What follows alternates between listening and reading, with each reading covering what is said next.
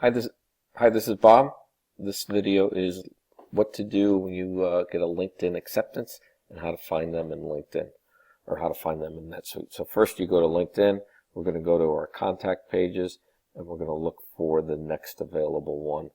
So I believe that would be, let's say Matthew has already prospect TNG responded. It would be Michael Thyssen. So you just copy his name.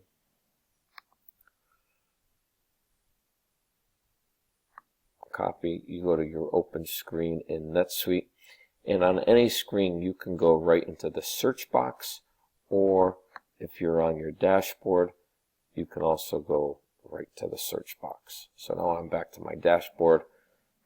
I can paste in his name on the search box, and let's see what, oops, that did not come up. So I think his name was this. It was Michael Thyssen. Let's go right to his page.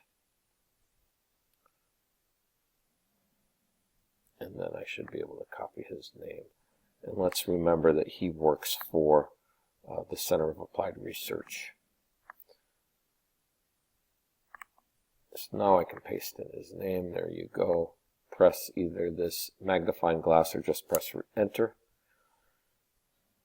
And comes up. Let's see who we got. Look at that. University of Southern Indiana, Michael Thyssen. Let's see if that's the same one. The University of Southern Indiana. There he is. So that is our contact. So the first thing we're going to want to do is confirm his email address, because all the email addresses on LinkedIn are much better than the email addresses that we find in NetSuite.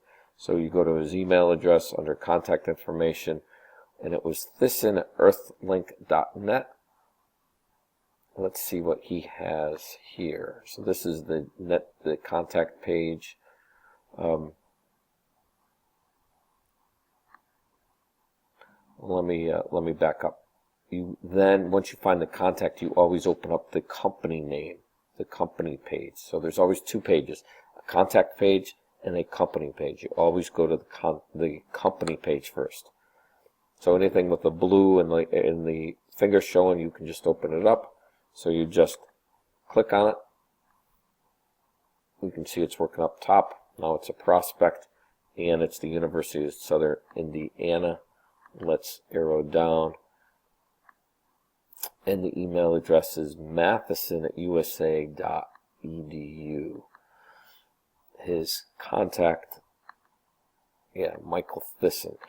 So I would change that email address and make it the same as his LinkedIn address.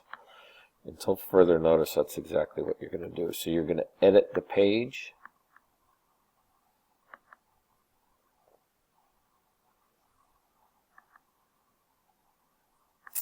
And then we're going to just copy his email address right here.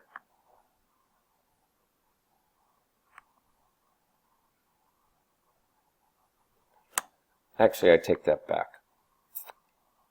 If he has a business address, you leave it on NetSuite. If there's no address, you update it. And if it's an incorrect address, then you can update it with the one for LinkedIn. But don't take a personal address and put it on his LinkedIn or put it on his prospect. So in this case, we're going to leave his address, matheson@usi.edu. Then we're going to go into the publication page, which is the tab underneath there, and this is where you see that the publication name is Evansville Courier. Publication is right there. Over on the right hand side you have this proof URL, and that's what you're going to send them into their message or their invitation in LinkedIn. Okay, and then so that's the publication information tab. Then move 2 over to the right, and there's the call details tab. The third column to the right are the fields that you would usually fill in. So in that case, it would probably already have a date that you filled it in right there. It would have your name.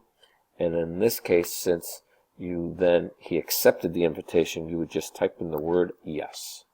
So that's all you need to update when you're doing an invitation that was accepted on LinkedIn. So I'm not going to save this one, so I want to erase that. And then you go up and then you just press save.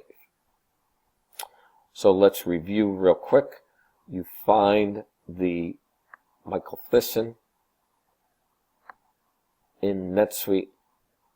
You then go to publication,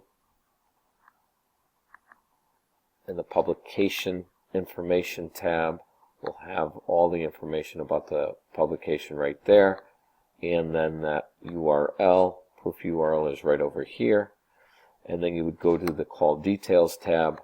You'd have to press edit, and then you would fill in right down here where it says LinkedIn accepted. You put the word yes. One other tidbit on when searching, sometimes you'll come up with multiple records. So if I type in a name, Joe Davenport, you see there are multiple Davenports. In parentheses, you'll see the company name. Sometimes you'll get multiple company names, and the most recent one is down at the bottom. See these numbers right here? They go in numerical order. So you're probably working on the one that begins with a 7. So 4177534 is older than 4084867. So that's how you would find it. You can also search by company name. So if I type in RM Consulting, you can search by company name. So in this case, you can see there's a customer, a lead, a customer, and then contacts associated with that. Most all the ones that you'll be working on are either going to be leads or prospects. A lead is somebody without an email address. A prospect is someone with an email address.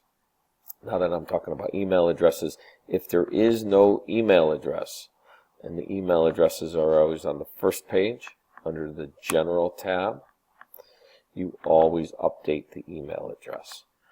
Again, if it's a blank, you put any email address you find on LinkedIn.